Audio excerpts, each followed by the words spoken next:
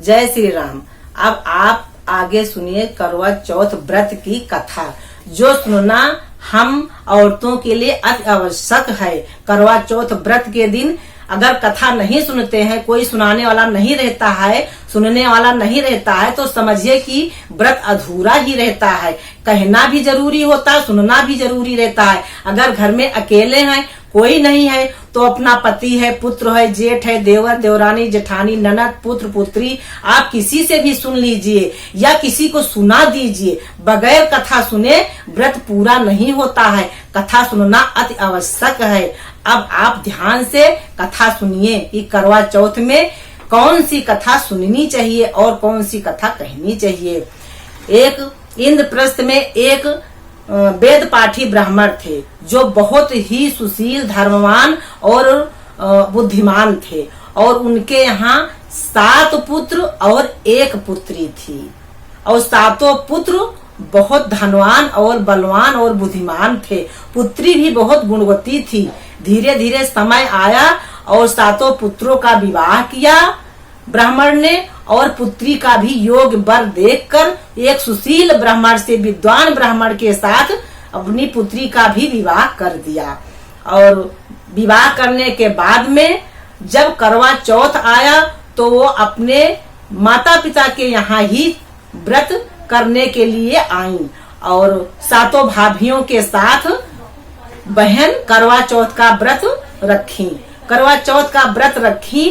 इसके बाद में व्रत पूरा होने के पहले उनको मूर्छा आने लगी, भूख प्यास से व्याकुल होने लगी। तो भाभियों ने ये सोचा कि ननद के भाई लोग बहुत प्यार, बहुत प्रेम करते हैं अपनी बहन से, और यह सोचकर उन्होंने बता दिया। जब भाइयों ने अपनी बहन का यह बात सुना तो उनको सहन नहीं हुआ कि मेरी बहन भूख प्यास से तड़फड़ाती रहे, और गांव में कुछ दूर जाकर उन्होंने कुछ आग जला दिया, और कुछ भाई लोग एक चद्दर कपड़ा तान कर और दोनों तरफ खड़े हो गए, और एक भाई जाकर बहन को बुला के लेके आया।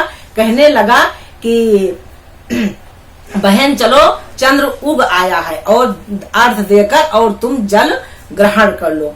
बहन भूखी प्यासी तो थी ही, और भागी भागी आई और देखी आग जल रहा था। भाई लोग चद्दर तान के छुप के खड़े हुए थे, और देख लिया कि चंद्र तो निकल आया है, चंद्रमा तो निकल आए हैं, और अर्घ देकर और जल ग्रहण कर लिया, और भी जो भी भोजन करना था भोजन भी कर लिया।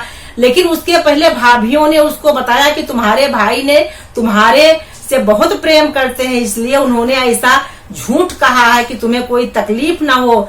लेकिन बहन ने कहा नहीं, ऐसी बात नहीं है, मैं खुद चांद को देख कर आई हूँ, और भाभी तुम भी पी लो। लेकिन भाभी ने नहीं पिया, क्योंकि भाभी को मालूम था, तो इसीलिए उनके पति स्वस्थ थे, और इनका पति उसी समय से बीमार पड़ गया। जब बीमार पड़ गया तो 1 बरस बीत गया। बहुत तकलीफ में थी कि अब अच्छे होंगे, लेकिन पति नहीं अच्छे हुए। तो एक दिन इंद्राणी स्वर्ग से पृथ्वी पर आई थी करवा चौथ व्रत का पूजन करने के लिए, क्योंकि ये विधान है कि धर्म कर्म पृथ्वी पर ही होता है, स्वर्ग में नहीं होता है। जो लोग ज्यादा पुण्यात्मा होते हैं वो देवता तो बन जाते हैं, लेकिन वहाँ जैसे बैंक में पैसा जमा कर दो तो निकाल कर खाओ, जब खत्म हो गया तो खत्म हो गया। उसी तरह से पुण्य वहाँ पुण्य नहीं कर सकते हैं। पुण्य का विधान अपने इसी धरती पर ही है। तो इसीलिए इंद्राणी तपोबल से इसी धरती पर आई करवा चौथ का व्रत करने के लिए, पूजन करने के लिए।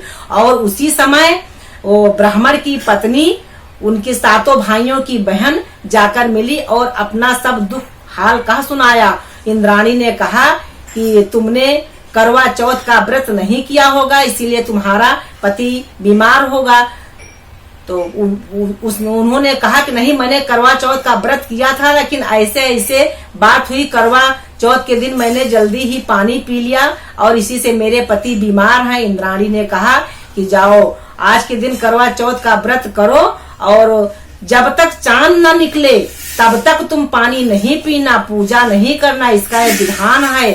चांद निकल आना चाहिए, उसके बाद अर्घ देकर चांद का दर्शन करके, यदि किसी कारण से चांद दर्शन नहीं हो सकता है, चंद्रमा का, रजनीश भगवान का दर्शन नहीं हम कर सकते हैं, कभी कभी बदली रहती है, बारिश रहता, कुछ भी होता है, तो समय के अनुसार पंडित लोग बताते हैं, पत्रा में लिखा रहता है कि 8 बजे, 9 बजे, 9:30 बजे, 10 बजे, जितना बजे चंद्रमा का समय होता है उससे 10-5 मिनट आगे ही बढ़ाकर हमें पूजन करना चाहिए, चंद्रमा का दर्शन करना चाहिए। नहीं दर्शन होता है तो ऐसे ही मन में भाव रख कर कि हम चंद्रमा का दर्शन कर रहे हैं, उस तरह से उनको अर्घ्य देकर और फिर पूजन करना चाहिए। और पूजा सामग्री में कोई त्रुटि नहीं रखनी चाहिए। सुहागन को 16 श्रृंगार चढ़ाना चाहिए, 16 श्रृंगार में सिंदूर जरूर रहे, और उस दिन काली साड़ी, नीली साड़ी और सफेद, इन तीनों वस्त्रों का त्याग कर देना चाहिए। यहाँ तक का कि घर में रहे तो भी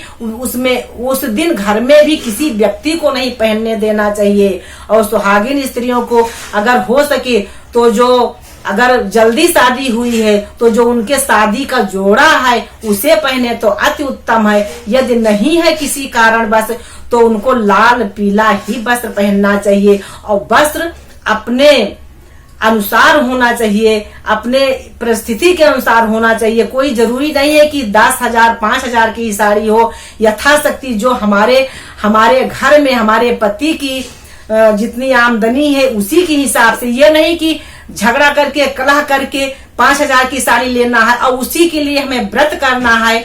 ऐसा करने से फिर कोई फल नहीं मिलेगा। अगर 500 की साड़ी, खाली उसमें रंग होना चाहिए, लाल और पीला, नीला, काला, सफेद नहीं होना चाहिए। और सुहागिन स्त्रियों को सब श्रृंगार करना चाहिए और श्रृंगार करके निराहार व्रत रहना चाहिए। और व्रत करके शाम के समय भगवान शंकर, पार्वती और गणेश, लक्ष्मी और कार्तिक के भगवान का पूजन करना चाहिए विधि पूर्वक। फल फूल, मेवा और मीठे पकवान चढ़ाना चाहिए। इसके बाद जो पूजन करने के बाद में जो उसमें फल फूल और जो भी पकवान बनाया जाता है, चढ़ाया जाता है, उसे जो अपना सगे संबंधी हो उनको बांटा जाता है। और भोजन में कुछ भी आप खा सकते हैं, सात्विक रहे, शाकाहारी रहे, फल फूल, मेवा, मिष्ठान और जो भी अन्न में पकवान बनाए जाते हैं,